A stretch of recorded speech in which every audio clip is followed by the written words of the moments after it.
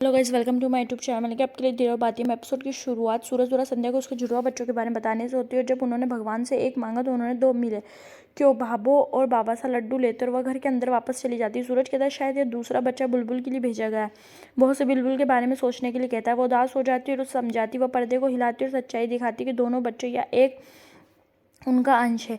क्या वे ऐसा कर सकते हैं? वे इंसान है और उनकी इच्छाएं मात्र प्रेम प्रेम इच्छाएं। वे ऐसा नहीं कर सकते। भाबो बुलबुल का स्वस्थ देखती है और उनके लिए प्रार्थना करती है। अंकुर और अंकिता उसकी देखभाल करते हैं और भाबो प्रार्थना करती है कि भगवान उनकी परीक्षा ना ले और कोई चमत्कार करे। सूरज हाँ कहता है, लेकिन भगवान ने हमें दूसरों को दर्द को महसूस करने के लिए दिल दिया है, एक दिमाग जिसके द्वारा द्वारा वे दूसरों की खुशी के लिए निर्णय ले सकते। संध्या कहती है कि वह भी बुलबुल के लिए चिंतित है। वह ठीक हो जाएगी, हम उसके लिए प्रार्थना करेंगे और उसे अच्छे डॉक्टर को दिखाएंगे और यह इच्छा समय के साथ दूर हो जाएगी। वह समझ जाएगी, उसकी चिंता मत करो। वह कहता है कि उसे भी ऐसा ही लगा, लेकिन वह बहुत प्रभावित है।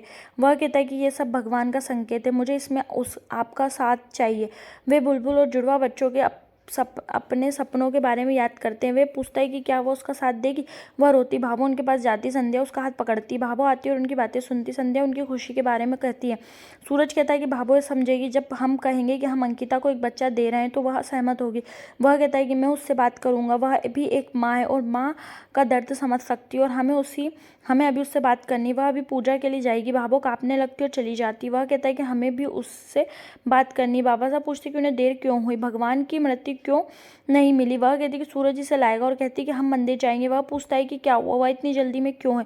उसे लगता है कि उसके दिल में कुछ डर है और वह उसे दूर कर रही है। वह ऐसा नहीं होने देगी। सूरज आता है और भाभो को रुकने के लिए कहता है। वह कहता है कि मुझे भाभो को रोकना है। बाबा साहब को बुलाता है।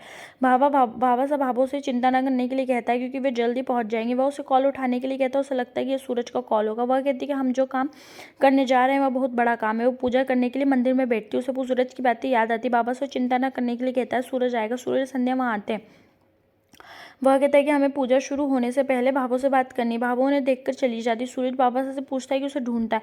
भाभो को लगता है कि आज उसकी बात नहीं मानेगी। वह ऐसा नहीं करेगी। एक बार जब वे पूजा कर लेंगे तो उन्हें बच्चे और माता पिता के रिश्ते के बारे में समझ आ जाएगा। वह आँख के पास सूरज का हाथ देखती है और उसे हिलाती है। उसे सावधान रहने के लिए कहती है। वह पूछता है कि वह कहाँ थी। वह कहता है कि उसे कुछ बहुत बड़ा काम करना है। वह उसे पूजा के बाद बात करने के लिए कहती है। वे पूजा के लिए बैठते और सभी उनके साथ शामिल होते। पंडित मंत्रों का जाप करता है और भाभो को दरवाजे पर दो पैर के निशान याद आते हैं। वह उन्हें कलश हाथ में लेने के लिए कहता है। वह कहता है कि माँ से सबसे अधिक सम्मान दिया जाता है। वह पानी की तरह होती है। वह सभी कठिन समय को सहती है और अपने बच्चे के लिए उसकी ममता कम नहीं होती है। वह बच्चे को उससे दूर नहीं कर सकती और संध्या दुखी हो जाती है। वह कहता है कि वह बच्चा अपने भाग्य के साथ पैदा होता है, लेकिन यह पूजा एक माँ को दिल से बच्चे के साथ रहने का वादा करने के लिए। भाभो सोचती कि एक बार धागे बांधने के बाद वह बच्चे को अंकिता को नहीं दे सकती। पंडित कहते हैं कि वह धागा माँ को हमेशा बच्चे के साथ ताकत के रूप में खड़ा करेगा। संध्या एक कलश पर धागा बांधती। सभी मुस्कुराते। पंडित उन्हें दूसरे कलश पर इसे बांधने के लिए कहता है और कुछ भाग्यशाली माताओं को जुड़वा बच्चे होने का मौका मिलता है। संध्या सूरज को देखती है। एपिसोड समाप्त होता है।